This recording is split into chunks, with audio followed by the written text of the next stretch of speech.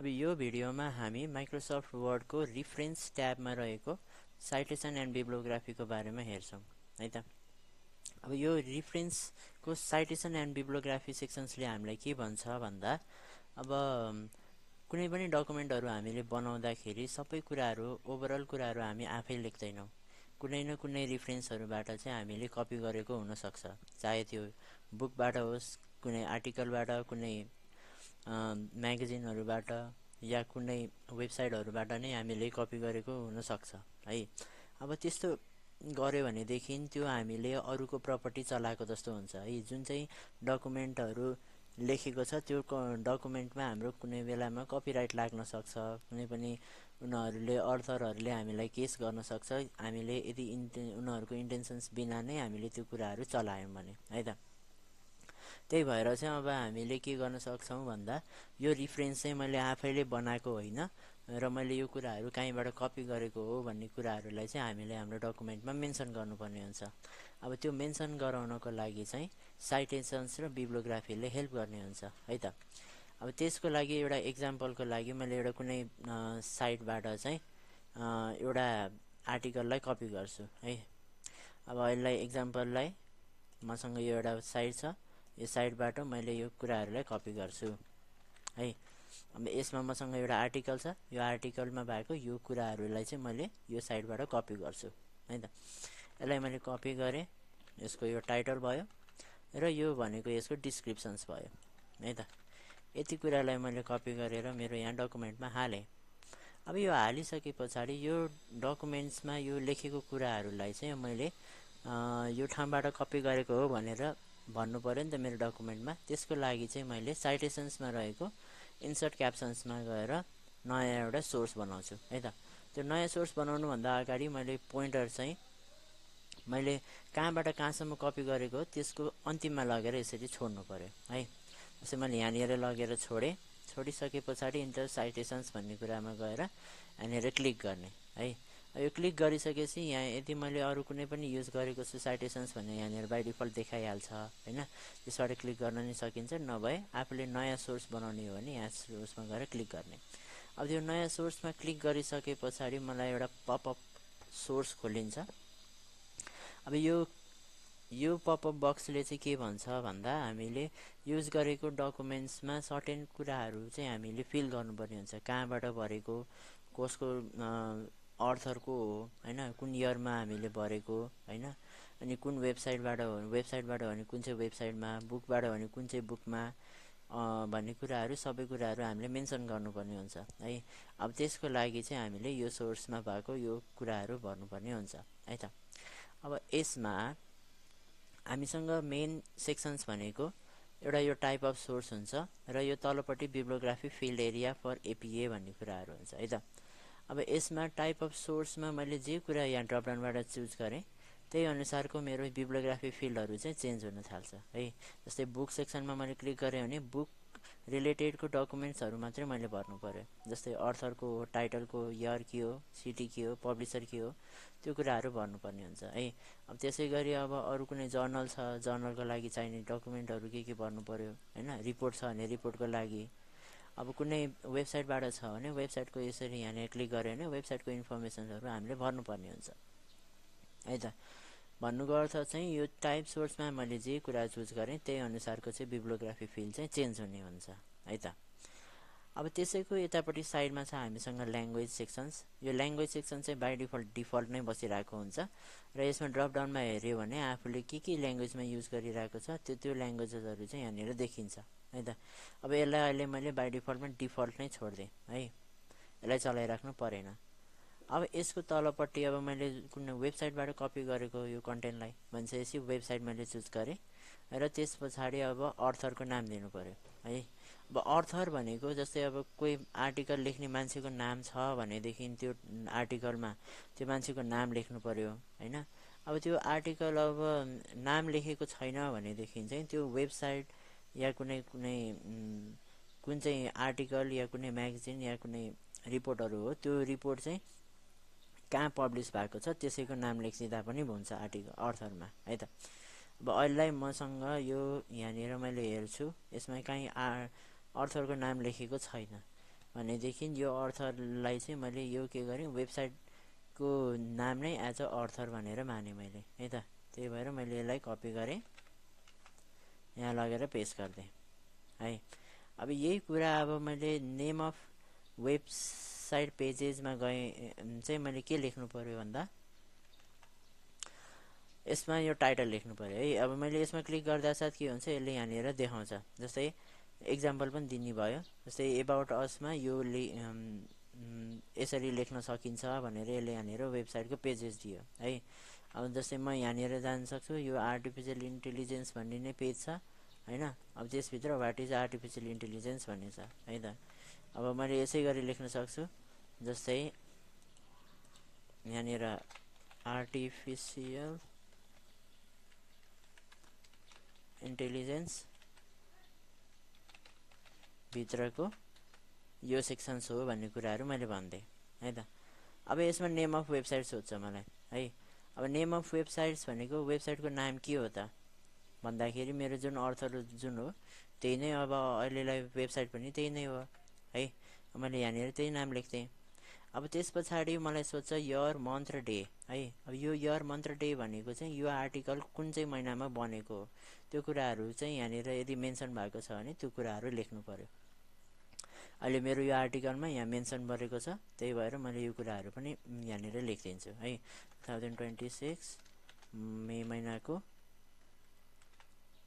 18 है त। यसरी मैले यर मन्थ र डे लेख्थेँ। अब त्यस पछाडि युआरएल सोध्छ। युआरएल भनेको चाहिँ यो आर्टिकल चाहिँ कहाँ कुन चाहिँ युआरएलमा पोस्ट भएको छ भन्ने कुराहरू चाहिँ यहाँनिर युआरएलमा लेख्नु पर्यो है। एक्चुअली भन्नुपर्दा वेबसाइटको युआरएल त्यो दिनु पर्यो हामीले है। अब त्यसको लागि मैले यहाँबाट यति कपी गरेँ, यसलाई कपी गरेर यसरी कपी गरेँ, यहाँ लगेर पेस्ट गरिदिएँ है। अब यहाँ कुनै फिल्डहरूमा केही नाम लेख्न जानेन, यो फिल्डहरूको बारेमा केही लेख्न जानेन भने यहाँ इक्जाम्पल यसले अटोमेटिक ओभर गरिरहेको हुन्छ। त्यही अनुसार चाहिँ आफूले यहाँनिर चेन्ज गर्न सकिन्छ है त। अब यहाँनिर एउटा कर्पोरेट अर्थर भन्ने पनि कुराहरू छ है। अब यो कर्पोरेट अर्थर भनेको चाहिँ जस्तै अर्थर र कर्पोरेट अर्थर फरक हुनसक्छ। जस्तै यो भनेको एउटा अर्थरले लेखेर कुनै पनि कम्पनीलाई कम्पनीको लागि लेखेको छ भने यो चाहिँ यहाँनिर चाहिँ अर्थरको नाम हुनु पर्यो, यहाँ चाहिँ कम्पनीको नाम हुनु पर्यो है त। त्यो कुराहरू हुन्छ। अब यसै गरी यहाँनिर अब जस्तै यति मात्र फिल्ड होइन कि हामीलाई अरू फिल्डहरू पनि भर्न सकिन्छ। जस्तै मैले सो अल बिब्लियोग्राफीमा क्लिक गरेँ भने यहाँ मलाई अरू पनि फिल्डहरू देखाउँछ। जस्तै एडिटर हो, प्रोड्युसरको हो, प्रोडक्सन्स कम्पनी कुन चाहिँ हो हैन। अब मैले एक्सेस गरेको यर कुन चाहिँ थियो, मन्थ कुन चाहिँ थियो, डे कुन चाहिँ थियो, त्यो कुराहरू पनि मैले यहाँनिर मेन्सन गर्न सक्छु है। अब यसको कुनै भर्जनहरू छ, टाइटलहरू छ भनेदेखि त्यो पनि कुराहरू मैले यहाँनिर मेन्सन गर्न सक्छु। तर यहाँनिर जुन जुन कुराहरू एस्ट्रिक लेखेको छ त्यो फिल्ड बाहेक अरू फिल्डहरू मलाई थाहा छैन भनेदेखि मैले फिल नगर्दा पनि केही फरक पर्दैन है त। अब त्यो भइसके पछाडि यहाँ लास्टमा मसँग एउटा ट्याग नेम भन्ने दिएको हुन्छ। अब यो चाहिँ के भयो, यो सोर्सको लागि यसले एउटा ट्याग बनाएको हुन्छ है। त्यो ट्याग नेम चाहिँ यसले यहाँनिर दिने भयो। यहाँनिर पनि लेखेको हुन्छ जस्तै tag name will be use to uniquely identify this source. भन्नुको अर्थ चाहिँ यो सोर्सलाई आइडेन्टिफाई गर्नको लागि एउटा युनिक ट्याग दिएको हुन्छ। त्यो ट्यागको नाम चाहिँ यो भयो है त। अब यसलाई मैले ओके गरेँ भने त्यस पछाडि मलाई यहाँनिर के दिन्छ, एउटा ब्र्याकेटमा यति कुराहरू दियो। जस्तै यो सबैको ओभरअलको इन्फर्मेसन्सहरू दियो। जस्तै यो भनेको वेबसाइटको नाम भयो भन्नाले अर्थरको नाम, यो भनेको हाम्रो टाइटलको नाम। यो मिक्स गरेर चाहिँ यसले टाइटल अनि त्यस पछाडि यरलाई मिक्स गरेर यसले ओभरअल के गर्यो, एउटा यहाँनिर ट्याग बनाइदियो है त। अब यो ट्यागलाई मैले अब जस्तै मैले यहाँनिरबाट चेन्ज गर्न, अपडेटहरू गर्न पनि मिल्छ। अब मैले यसलाई यहाँनिरबाट केही अल्टर गरिदिएँ भने पनि पाउँछु है त। अहिले मैले अल्टर गर्दिनँ, यतिकै राखेर अब यहाँनिर राखेँ मैले है। अब यो त के भयो, मेरो यो टाइटलको लास्टमा गएर यहाँनिर यसरी देखियो है। तर मलाई यसमा यहाँनिर देखाउनुको सट्टा यसलाई चाहिँ लास्टमा, पेजको लास्टमा लगेर देखाउनु पर्यो भनेदेखि चाहिँ मैले के गर्न सक्छु, यहाँ बिब्लियोग्राफीको हेल्प लिन सक्छु है त। अब बिब्लियोग्राफीमा मैले गएर यसरी क्लिक गरेँ भने यसले चाहिँ यहाँनिर यसरी डिफ्रेन्ट बिब्लियोग्राफीको सेक्सनहरू, जस्तै यो भनेको चाहिँ अन्तिममा गएर देखाउने कुराहरू हो है। अब यसमा गएर मैले कुनै एउटा चुज गर्न सक्छु। जस्तै मैले फर्स्टकै बिब्लियोग्राफीमा क्लिक गरिदिएँ भने यसले के गर्छ, यो सेक्सन्सको तलपट्टि एउटा बिब्लियोग्राफी भनेर सेक्सन थपिदिन्छ र थपिसके पछाडि मसँग यहाँनिर साइटेसनमा जतिवटा साइटेसन्स भएको छ त्यो साइटेसन्सहरू सबै नै देखाउँछ है त। अब यो माथिपट्टिको सेक्सन साइटेसन्स भनेको चाहिँ मैले पहिला युज गरेको थिएँ हैन, त्यही भएर चाहिँ यो साइटेसन्स पनि देखायो। अब यो साइटेसन्सलाई युज गर्नु छैन भनेदेखि यहाँबाट यसो गरेर यसलाई डिलिट गरिदिन पनि सकिन्छ हामीले है त। अब आफूलाई चाहिएको छ भने यहाँबाट हाल्न सक्यो, अब चाहिएन भने यसलाई डिलिट गर्न पनि सक्यो हामीले है त। अब यो बिब्लियोग्राफीमा देखिँदाखेरि चाहिँ सबै ओभरअल कुराहरू देखिन्छ। जस्तै हामीले लेखेको कुराहरू जुन कुराहरू लेखेको थियौँ, जस्तै यो भनेको अर्थरको नाम भयो, यो भएको डेटको कुराहरू भयो, यो टाइटलको कुराहरू भयो हैन, यो वेबसाइटको कुराहरू भयो, यो सबै कुराहरू चाहिँ यसले यहाँनिर देखाउने भयो है त। अब यो भनेको बिब्लियोग्राफीको सेक्सन्सहरू भयो है। अब यहाँनिर गएर कुनै अब अर्को एड गर्नु पर्यो, जस्तै कुनै अर्को सेक्सन्सहरू पनि एड गर्नु पर्यो मलाई, जस्तै मेसिन लर्निङको कुराहरू छ हैन, यतिलाई पनि मैले कपी गरेँ, अब यहाँ लगेर यसरी पेस्ट गरेँ। अब यो कुराहरूलाई पनि साइटेसन बनाउनु पर्यो भने सेम कुरा गर्नु पर्यो है। पहिला सुरुमा गएर इन्सर्ट साइटेसन्समा गएर एड न्यू सोर्स गर्नु पर्यो, अनि यहाँ गएर वेबसाइटमा क्लिक गरेर सबै त्यो इन्फर्मेसनहरू भर्दै जानु पर्यो है। जस्तै मैले यो सबै कुराहरू भर्दिएँ यहाँ, ग्रिक्स फर क्लिक्स, वेबसाइटको वेब पेजेसको नाम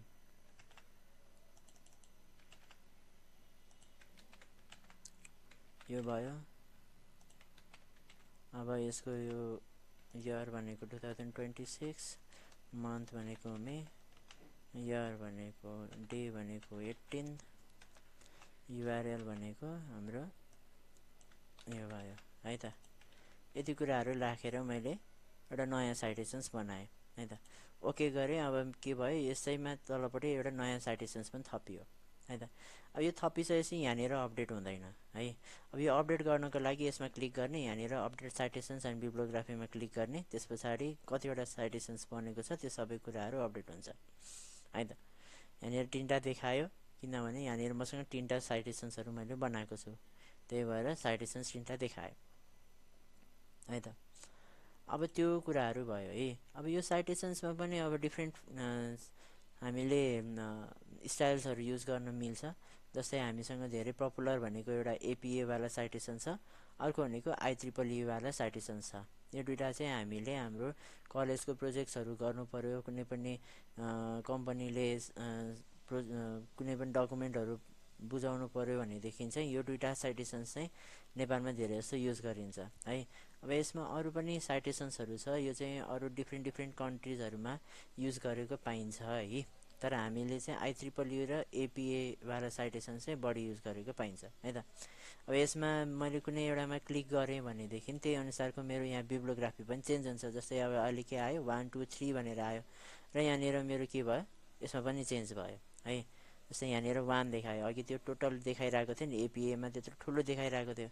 अब यसमा अहिले के देखायो, 1 देखायो है, 1 2 3 भनेर देखायो र यही अनुसारको यहाँनिर तलपट्टि सेक्सनहरू पनि राम्रोसँग बनाइदियो है त।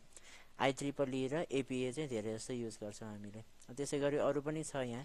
अब सिकागोवाला युज गऱ्यो भने सिकागोमा के हुँदो रहेछ भन्दा माथिपट्टि यस्तो देखाउँदो रहेछ र तलपट्टिको यस्तो खालको देखाउँदो रहेछ भन्ने कुराहरू भयो है त। यसै गरी डिफ्रेन्ट सेक्सन्स छ, यो स्टाइल्सहरू चाहिँ आफूले एक्सप्लोर गर्न सक्नुहुन्छ है त। अब यसैको माथिपट्टि हामीसँग छ म्यानेज सोर्स है। यो म्यानेज सोर्सको काम भनेको चाहिँ के भन्दा हामीले जुन साइटेसन्सहरू बनाएको छौँ त्यो सबै साइटेसन्सहरू चाहिँ यहाँनिर देखिन्छ है। अब यसमा कुनै अब मैले बनाइरहेको साइटेसन्समै केही कुराहरू एडिट गर्नु पर्यो, जस्तै मैले यसमा गएर क्लिक गरेँ, एडिट गर्नु पर्यो भने यहाँनिर गएर एडिट गर्ने। अब केही कुरा थप्नुपर्ने छ, केही कुरा डिलिट गर्नुपर्ने छ भने यहाँबाट गर्न सक्छु मैले है। अब यहाँ ओके गरिसके पछाडि यहाँ अपडेट हुन्छ। त्यो अपडेट भएको कुरालाई हामीले यहाँनिर प्रिभ्यू पनि गर्न सकिन्छ है। यो प्रिभ्यू गरिसके पछाडि अब यहाँनिर के लेखेको छ, यो करेन्ट लिस्टमा यति कुराहरू छ भन्ने कुराहरू देखाउँछ। अब यसैलाई कुनैलाई कपी गर्नु पर्यो भनेदेखि मैले यहाँनिरबाट यसरी कपी गर्न पनि सक्छु है। कपी गरेर यहीँनिर यो साइटेसन्सलाई कपी गर्न सक्छु। कुनै ब्राउज गरेर आफ्नै मैले यहाँनिर आफ्नो फोल्डरमा काहीँ साइटेसन्सहरू गरेर राखेको छु भने त्यसलाई ब्राउज गरेर यहाँनिर इम्पोर्ट गर्न पनि सक्छु हैन। अनि अब कुनै एडिट गर्नुपर्ने भने एडिट गर्न सक्छु र नयाँ एउटा साइटेसन बनाउनु पर्यो भने यहाँबाट नयाँ साइटेसन्स पनि बनाउन सक्छु है त। यो म्यानेज सोर्सको कामहरू चाहिँ यही नै भयो है। अब यहाँ चेन्ज प्रोभाइडर भन्ने कुराहरू हुन्छ। यो प्रोभाइडर चाहिँ यो के भयो, यो साइटेसन्सहरू प्रोभाइड गर्ने यहाँनिर डिफ्रेन्ट मिडियम्सहरू हुन्छ। अब त्यसमा चाहिँ यहाँनिर कुनै प्रोभाइडरहरू चेन्ज गर्नु पर्यो भने हामीले यहाँबाट चुज गर्न सक्छौँ है त। यति भयो हाम्रो साइटेसन्स एन्ड बिब्लियोग्राफीको सेक्सन्स।